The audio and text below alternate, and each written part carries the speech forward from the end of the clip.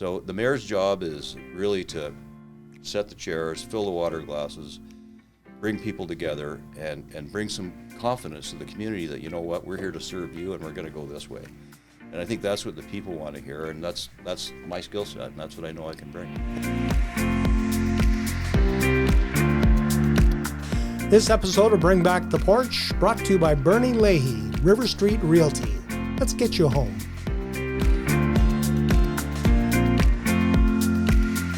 Are you comfortable, Andy? I'm very comfortable. Is that a good seat for you? Yeah, it's good. It's perfect. Better than the seat you've been sitting in the last 4 years? Well, much more comfortable, I would think. We'll see how hot it gets through the next hour. I was just thinking, boy, the last 4 years, if it was me, instead of running again, I might be running out into the night with my hand over my hands and just screaming. It has been a remarkable 4 years in the history of our city in terms of what this city council has gone through. You've been on the inside, and I guess the first question is, why do you want to come back? Well, I've always thought that, we need to finish well in what we do, and I really feel there's been some unfinished business. We just haven't got there. So 6 months ago, I had absolutely zero intention of running for mayor, and I think I was clear with that with Dan Rainish on chat. He brought it up, and I said, no, I'm not running. I had no intention to. As time went on, it seemed that perhaps Drew Barnes was the only one running, and I thought, he needed some competition. I think we need someone that's experienced on council, someone that's been through the fire, which I've been through. And I think it's super important to have that experience behind you. And at that time when I put in, I didn't know if Lindsay was going to run or not. So again, it's no reflection on Lindsay. It was just, it seemed that there was maybe one or two candidates out there that were running, and I want to finish well.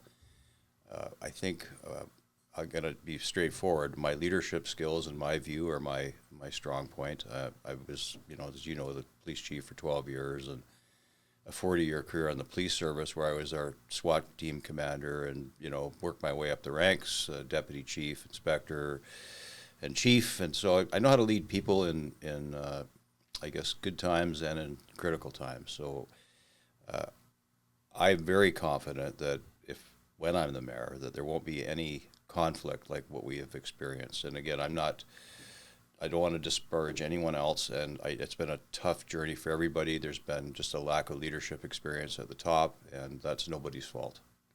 I remember joking with you a morning after, I think it was the council meeting, where you had to bang the gavel a couple of times to get order, and I joked that maybe you should have had a whip and a chair instead to keep people in line. 4 years ago, when you were elected, there was a lot of optimism. There was. When did it turn the other way? When did things start to go south, do you think? For me personally, it was almost straight out of the gates. I just noticed a lack of collaboration from the top. We had the issue with the city manager leaving and then bringing in a temporary and bringing in another temporary, and our city clerk left, and we had we brought in one and they left. So it was just a complete, revolving door of senior staff. And then the conflict, between the city manager and mayor, which is well documented. And I don't know what we need to talk about. What I tell people is go to the municipal report, read the conclusion. It's 6 pages long. Don't ask me my opinion. Go to the independent investigator's opinion and read the conclusion. And it should tell you what you want to know.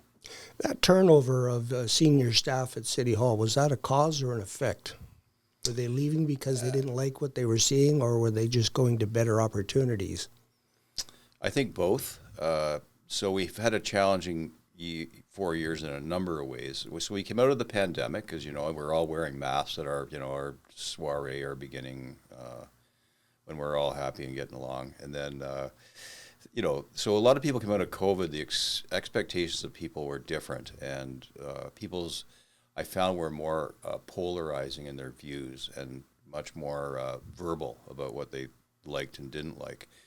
And we've had some very special citizens who have, I think, taxed staff to a great degree, and that's some of the reason for the turnover. It's really got nothing to do with council. Some of it is better opportunities. I know our city clerk that we had at the beginning left for a really awesome opportunity by the sounds of it. Another one left because the noise was too great from some of the citizens in the community, not council. So I know that council, everybody's focusing on the conflict, and rightfully so. And there's, we all hold some of that responsibility, and I'm not standing away from it saying it wasn't me. I was in there. We can get into the sanction stuff. I know you're going to ask me somewhere through this. We'll get to that, which is fine. It needs to be said. But it's just been a mixture of a lot of things. Senior staff that are ready to move on. I know one of the managing directors, got a great job in the community, and so he moved on. And so they're just people retiring. It was just a strange set of circumstances. So I'm going to just say what I think we need at City Hall is just some calm, mature leadership that wants to collaborate, that wants our staff, our senior staff, and our people to feel safe and comfortable. That we're going to move our organization forward in a way that the community, it's all about the people. So people first, and that's right on my pamphlet. Every decision we make, and I've learned this in my policing career, is what would the citizens say about this? And if we make every decision based on that, I had an aha moment when I was the police chief, and it was all over. We were in Red Deer at a conference that was kind of unrelated, and I'd spend the first 3 or 4 years on the police service looking after my people. I thought that was my mission, right? It was just like look after them. But it became clear that looking after them meant looking after the citizens and listen to what they wanted. And it wasn't long after that we actually had a senior staff member come with a proposal. I think it was to buy some badges or something. It was $50,000.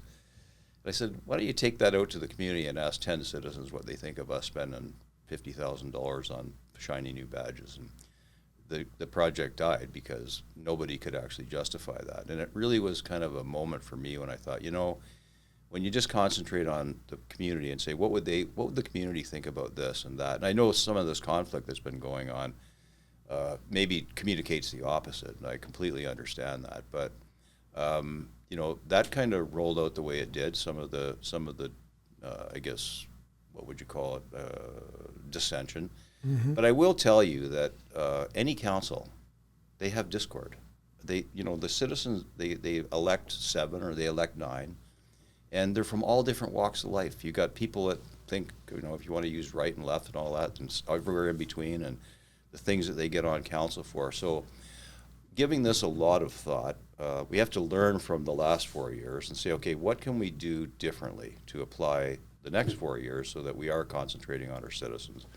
And to me, that's really where we need to focus. And I'm going to tell you right now that I think there's some great people that are applying. I'm really excited about it. I think we're going to end up with 8 good counselors. I want the peoples to do their homework and make sure that they really spend some time. Don't tick off names that you don't know. Pick the ones you do know and the ones you believe can do the job and that represent how you want the community to be served. So I'm just throw that little advertisement out there. And if we get 8 really super good counselors and me as the mayor, we're going to sit down and we're going to build a strat plan that's focused on what do our people want. So we sit down together and we build a strategic plan, and then we go to our senior manager, our city manager, and say, here's where we're going, and these are our priorities, and we're going to stick to these. Always things change. Like you could make a strat plan or decide your plan early in your term, and something's going to come up, most definitely. But I think it's staying with the principles of the plan, having a city manager that aligns with those principles and actually executes them, and then it filters to the staff. And if it's done with a mature, confident measure where everything is done by council, we can do everything respectfully. There has to be no disrespect. There's absolutely no need for it. So we move forward respectively, working on our plan. Some of the plan might be not what Andy would agree with. There might be some view out there that the other 8 bring to the table. What I do know about the mayor is this: the mayor is absolutely defenseless and useless without 5 votes. So unless you can get 5 votes from council, you're nothing. So the mayor's job is really to set the chairs, fill the water glasses, bring people together, and bring some confidence to the community that, we're here to serve you and we're going to go this way. And I think that's what the people want to hear, and that's my skill set, and that's what I know I can bring. And that's leadership. Now, 2020 hindsight being what it is, if you would have been the mayor over the past 4 years, what would you have done to bring those people together and get those 5 votes that you needed? Well, that's a really good question. So I would have collaborated from day one and led from day one. And there was a bit of a lack of experience in that particular area. And it's massive. You can't, as the mayor, as a leader of any organization, as other people experience, you have to have folks around you. You can't do it alone. You have to bring people, the elected folks in this case, together. I know all of them very well, and everybody on council are great people, but we just weren't brought together in a way where we could actually bring results to the community that they expected. And I want to say this: if you go onto my website, you'll see that we have done a lot of work. So we've compiled 4 years. It's called the past 4 years on my website, and it not just what Andy thinks he's done, but what all of council has done. It's all right there. It's very detailed. It's very factual. It's not flowered with AI. It's just, here are the facts. Here are the things that we did do. And, so if people are curious, they want to go to votemcgrogan.ca, go to the last 4 years, have a look. It's although I admit it has not been the prettiest 4 years, there was still some good work done. You mentioned the sanctions, and that's something we need to touch on. No, we don't. Did you think they were fair? I think all the sanctions were fair and reasonable except for the wages. I think we overstepped. I did say from the beginning that the crime and the punishment had to be commensurate, and I think it was out of balance. But I will say this: there was plenty of opportunities for us to not even get to sanctions. There was plenty of opportunity for leaders at the top that are holding those positions to just say, you know what, I could have dealt with that better. And it would have been over. There would have been no need for sanctions. There would have been no need for anything. So everybody's got to back the boat up a little bit and say, were these sanctions necessary? Were they appropriate? So a judge has said they weren't appropriate. I agree on the wages in hindsight. I think as much as you say you have to focus on an issue, and this is the only issue you can judge it on, there's obviously things going on around that probably affected our decision. So I did raise my hand to those sanctions. I did agree. In hindsight, were they reasonable? Probably not. Could I have done a better job? Yes. And it's about really learning and moving forward. You can't just say, well, you made a mistake and therefore, if you just made a mistake and you just made the same mistake the next day and the next day, I get it. But do you reflect on your issues? Do you learn from them, and do you move forward? And that's really what leadership's all about as well. So now looking forward to the next 4 years, Drew Barnes has made a promise that property taxes and utility rates will be frozen for 2 years. But he's, as you mentioned, only one vote on council. So what would you do? Well, I don't think it's reasonable to freeze taxes. We did that during the pandemic. 2 years we froze taxes before this council got in. So we spent 4 years catching up the unions, the associations, and rightfully so. They took zeros as well during the pandemic. But we have to be competitive in the market. So it's a great slogan, freeze taxes. I mean, it's great, but is it real? And he's right. He is only one vote. So I would suggest that we should be taking a more reasonable approach, and we should be saying, how can we right-size City Hall? Is there a way we can reduce taxes? How about starting with a zero budget, like a zero-based budget in our first year, and have a CAO that's walking with us, and you set the parameters. I'm not saying gut City Hall, but let's right-size it. And I think we could do that and probably save a lot of money if we can get to zeros. And if the idea is we'll get to zeros, but we're going to spend all of our reserves, then I don't agree with that, because it's just like our homes. This isn't a complicated economic situation. We all have savings accounts, some bigger than others. So if we want to dip into our savings and drain it so we can hit the slogan, then I guess that's what we do. I think what people want is fair taxes. And in December, when council voted on a 5.6% tax increase, I'm on record as trying to get it to 3.9, try to get it under 4. Under 4 is palatable. It gave our unions and associations the bump ups that they actually needed to get caught up with the rest of our world. and it left a little room for inflation. And I still think to this day that if we would have actually really nailed down on that, we could have done it without affecting services. So if we have to look at our services too and what we're providing, and I think that's a big part of our expenses. Are we serving the community in the ways that they expect us to? We've had it pretty good here. I mean, we've had our parks are unbelievable. We have a lot of great amenities here. We have some aging facilities that need to be looked after. So to say if we're gonna freeze taxes at zero, that means no work on our present facilities. Probably our capital expenses will go down. Our road crews won't be doing all the work they're doing on the road. So we can say, oh, it's so inconvenient that all this construction's happening, and it's like trying to get out of my court right now is almost impossible. But the end result is worth it. I mean, sometimes a little bit of short-term pain is long-term gain, and you have to give the city credit for keeping our roads repaired, keeping our sidewalks in good condition, all those things that they do that nobody pays attention to. And it is important.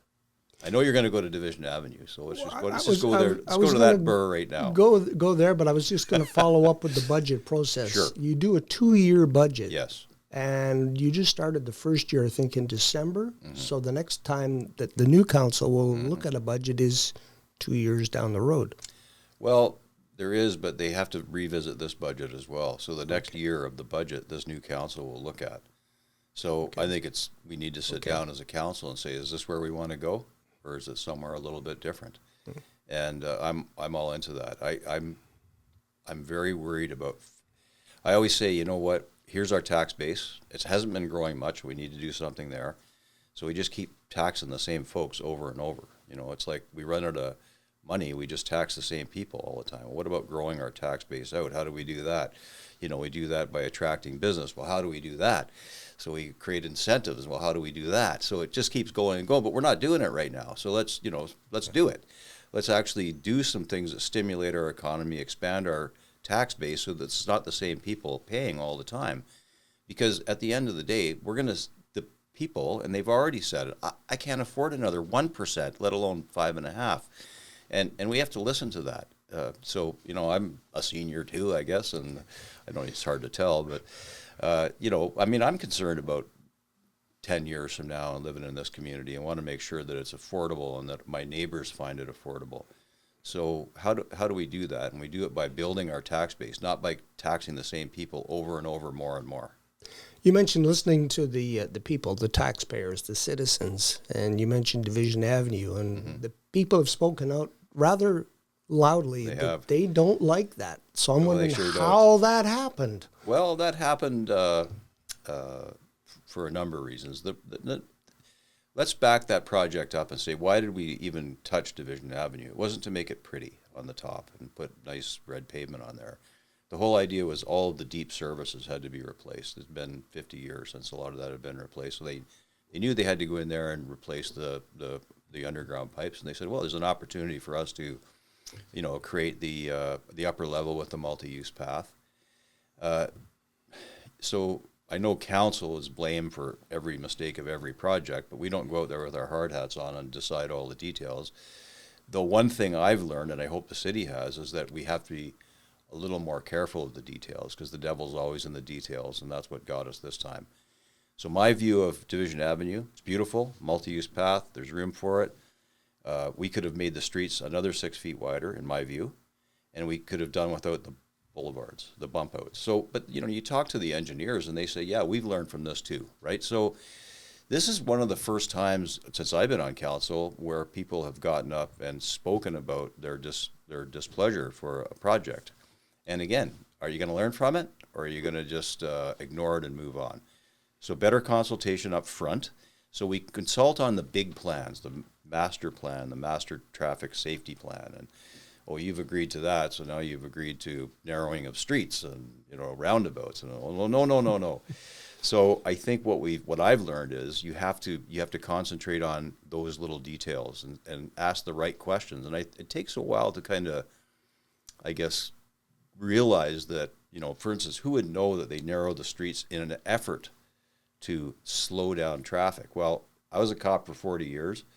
I've never wrote a speeding ticket that I can remember on Division Avenue. So I don't know if we need to slow the traffic down, But it's a engineering philosophy, and we just have to make sure it fits our community.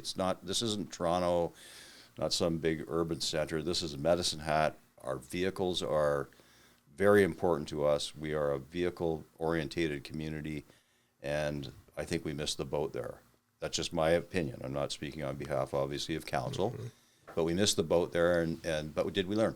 And are we going to make the same mistake again? If we do, shame on us. But I'm pretty sure that's not going to happen again. You mentioned growing the tax base, and that's a big part of where we are right now. Our city has been pretty much stagnant over the last 6 to 8 years. One of the jobs of a mayor is probably to get out and sell our city, be a salesman, go out and bring business here, not sit back and wait for some department to do it for us or somebody else. Are you ready to do that? Totally. I'm 100% excited to do that. That's exactly what we need to be doing. And you know what? It's not hard. It's just getting out there on behalf of our community and saying, hey, we're here and we want to do business. It's going to Calgary to the big events and shaking hands and kissing some babies and bringing some confidence that this is a great growing little corner of the earth. I think that we've just been missing the opportunities to grow. And as the mayor and council, we need to be more proactive in that area. So yes, as mayor, that's one area that I really want to concentrate on. You know, I had a developer tell me once, you know, Andy, I sell a property once, you tax it forever. And you can't, it's undeniable. So basically, why aren't we, every time somebody wants to build a hotel or a restaurant, we should be bending over backwards to bring them here, to help them out. And by helping them out, we also need to make sure we're helping out the people that are here already. So we have a lot of businesses right now that are struggling with utilities, with taxes. And we need to make sure our policies are fair. Policy is not a sexy, I'm going to get voted because I'm going to change some policy thing. But I will tell you right now that our policies, in my view, some of them aren't fair. And we need to create some fairness around our policies. And some of the details are around, our transformers, which I've put a notice of motion forward, and, who pays for them, and how do we incentivize people to put a backyard suite in their yard? Are we doing that? Are we doing all these things that we can? Because if you think about it, there's a lot of people that live in, the houses on the hill.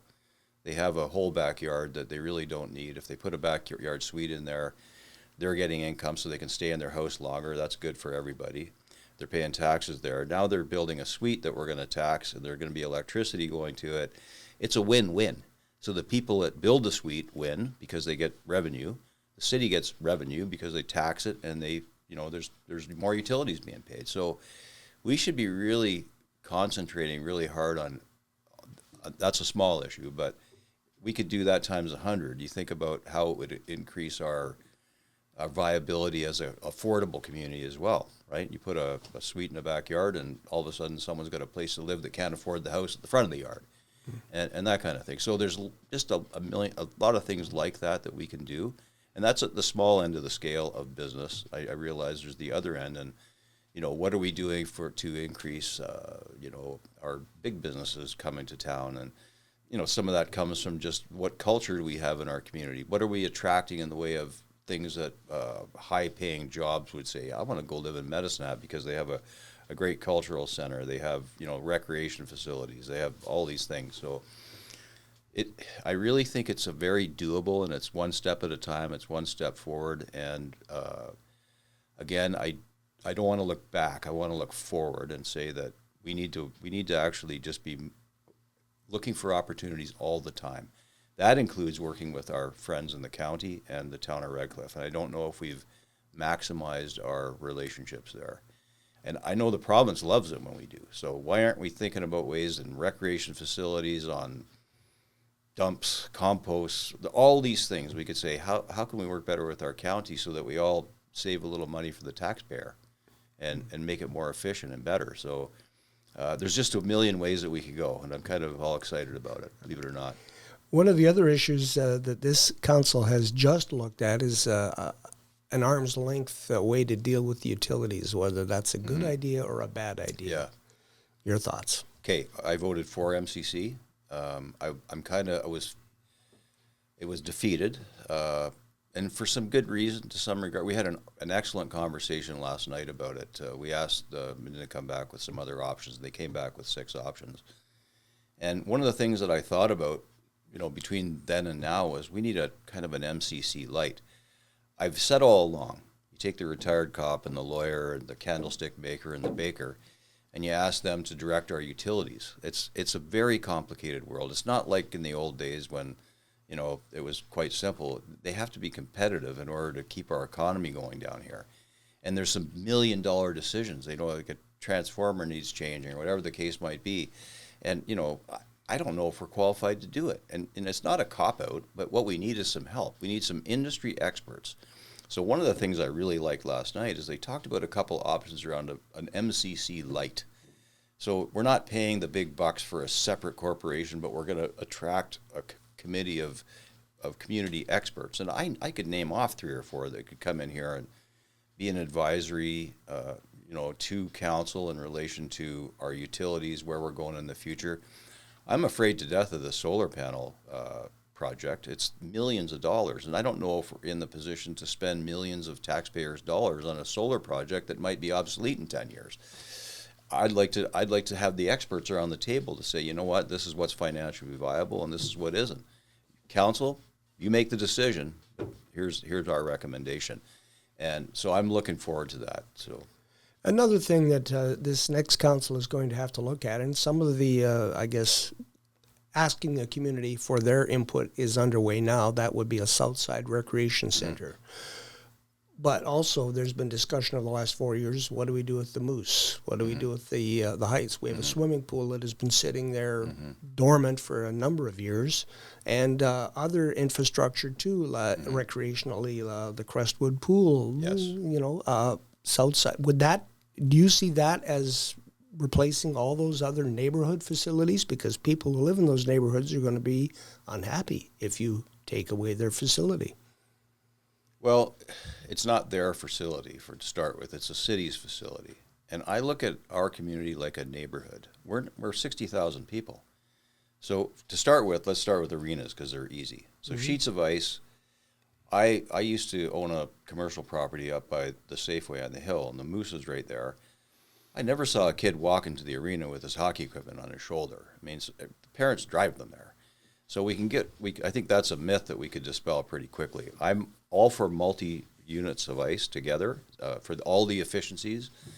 And where it goes is irrelevant. I do believe in the north, just because we've got a co-op place that sits there with the lights out for 300 days of the year, and it'd be a perfect time to build tournaments to our community that you think about. We're right in the middle of the prairies. Like, we're right in the middle. So on top of serving our community, this could become the Kelowna of Alberta for hockey tournaments, because we're, Winnipeg to BC, we're a perfect geographical location. We could attract a lot of tourism here by some form of a multi-sheet ice, and by the co-op place makes sense, but it's not necessary. It just, if we can actually do something to make the co-op place more viable, where the lights are on more, and, we're attracting business to any area of town, like that's what we should be doing. We should be saying, how does that look? So there's my ice thing. I'm also open to wherever the ice might go. So switching to pools, I do think that the Crestwood Rec Center, I'll use this, yes, it's great. There is a small amount of members that go there, and they're important and citizens of our community. But are we spending taxpayers' money in this community wisely? Is that costing $1.5 million for 100 members? Or what is it looking like? What's the cost-benefit analysis? If we can build a facility in one place that, I don't know if you've seen the renderings for the outdoor portion, but it's beautiful. Again, attracting visitors as well as serving our residents, which we need to do both of to build our economy. It's important. And so my question is, do we do it in stages, or do we do indoor, outdoor exactly the same time?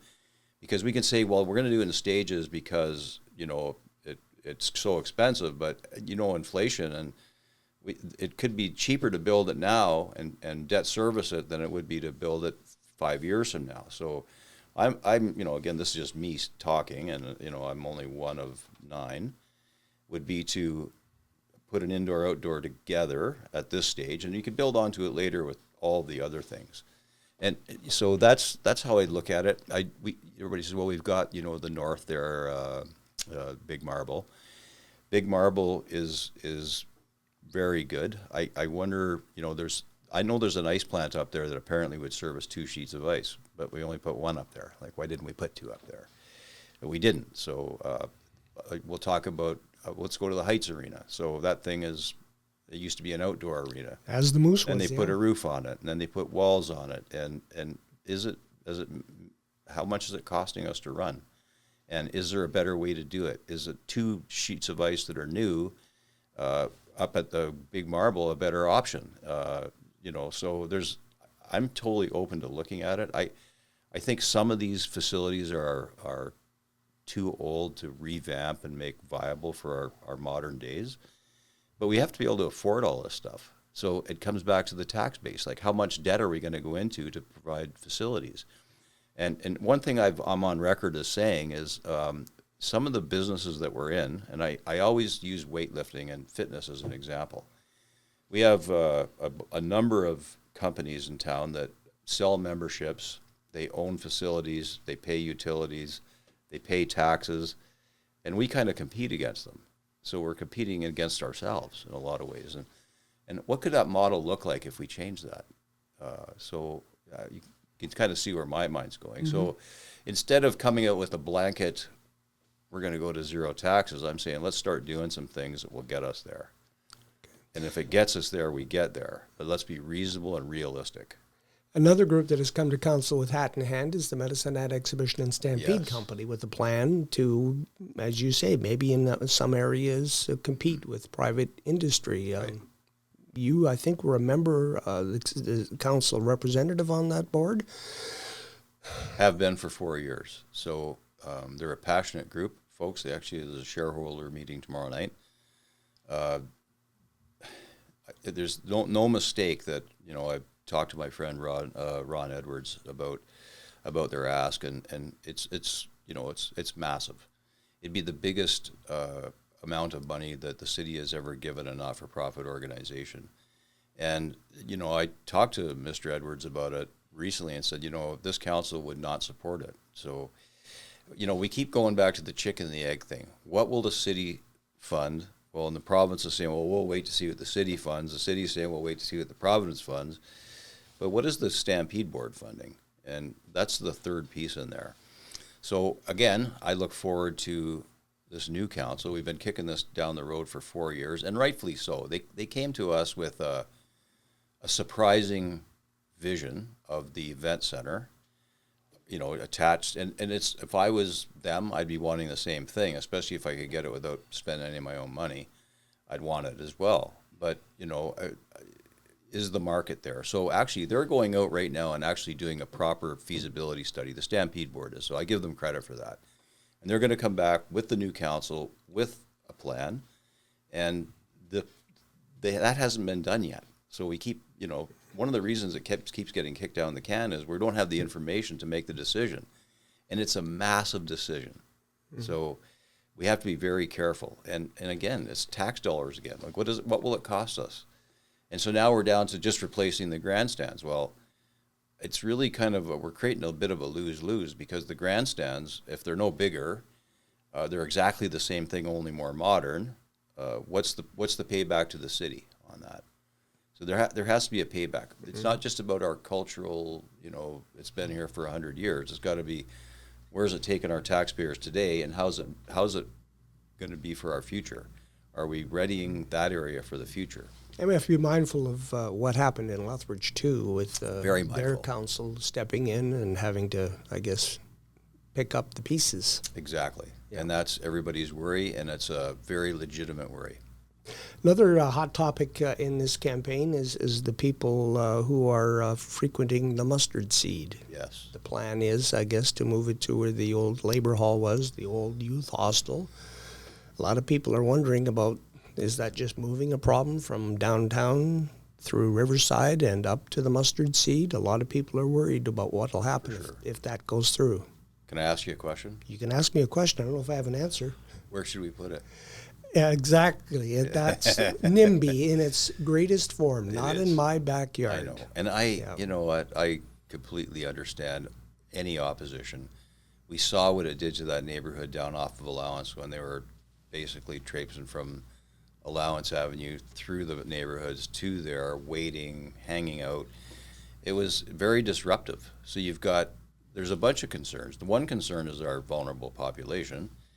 But what happened down in Allowance is our neighbors that own property and pay taxes became the vulnerable population as well because of what was going on down there. So I was on MBC when we just voted against renewing that license down there, and it was the right thing to do. We've shifted the problem to the Allowance Avenue location a little bit because they're hanging out more there. I don't know what the right answer is, and it's before council right now, so it's a bit inappropriate for me to, speak too much about it. But I have my opinions. I do care about our community up there. There's a lot of growth potential up there, and we don't want to stymie growth. And if that stymies growth, then maybe there's another place. But we've heard of a few locations, and all of them they're a problem for some neighbor or another, or some industrial area or another.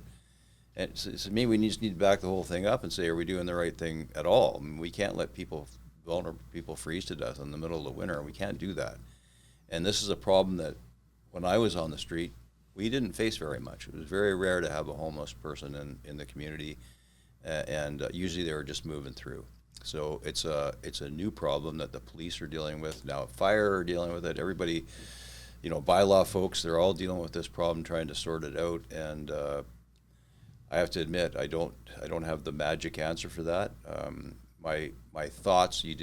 I'm not answering the question. I'm getting good at not answering questions. You're a politician. I can't stand that. I'm an elected official. But so if it seems to be the best of a bad choice right now. And I wish there were more choices. I really do. One final thing that I wanted to bring up was a word that gets tossed around a lot: transparency. Well, what does that look like to you? Well, to tell you, so when I ran, I didn't even use the word. I was just thinking that we just had it. I didn't really know.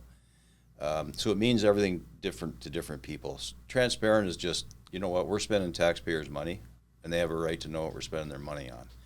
And again, going back to some of the notice of motion I put forward, we couldn't find out what we had for staffing, how many.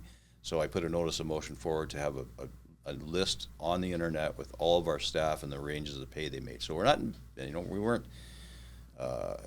we weren't breaching their privacy, but the people who are paying taxes have a right to know.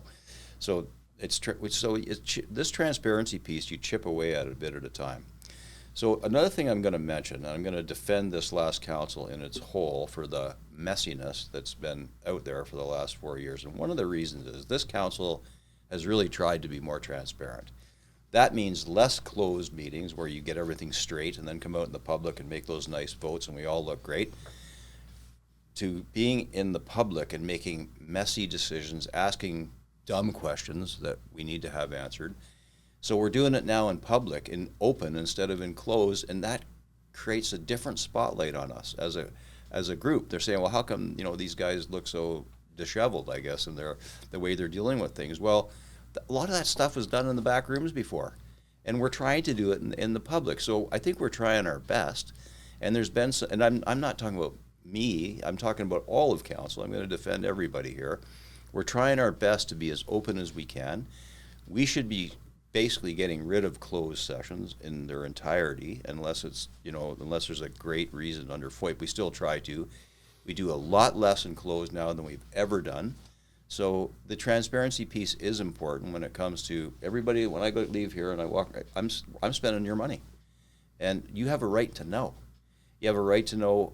So the last one I did was the senior admin expenses. I asked it to be published. My expenses. If I paid for my parking to come here, and I claimed it at council, then I have to disclose that, and twice a year it's published.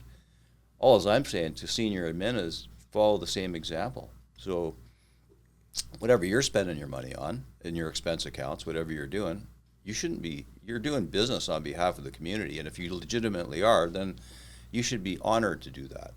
you know, and about the wages, I'll go back to that. I had people say to me, well, if my neighbor knew how much I make, you know, I'd be embarrassed. And well, then you shouldn't be making it. So to me, it's like when I was the police chief, my contract was public, and I was proud of it. I negotiated what I thought was a fair contract. I was good with it. I would tell anybody what it is, and if they didn't agree, well, so be it. But they weren't doing it. So, but you know, I think we still got to be honest with the public and tell them what we're thinking all the time. Andy, thank you for your time, and good luck in the campaign. Well, he didn't even try to beat me up. Thanks for that. Appreciate it. Thanks, Brian. That was very good. Enjoyed the conversation. Me too. Take care.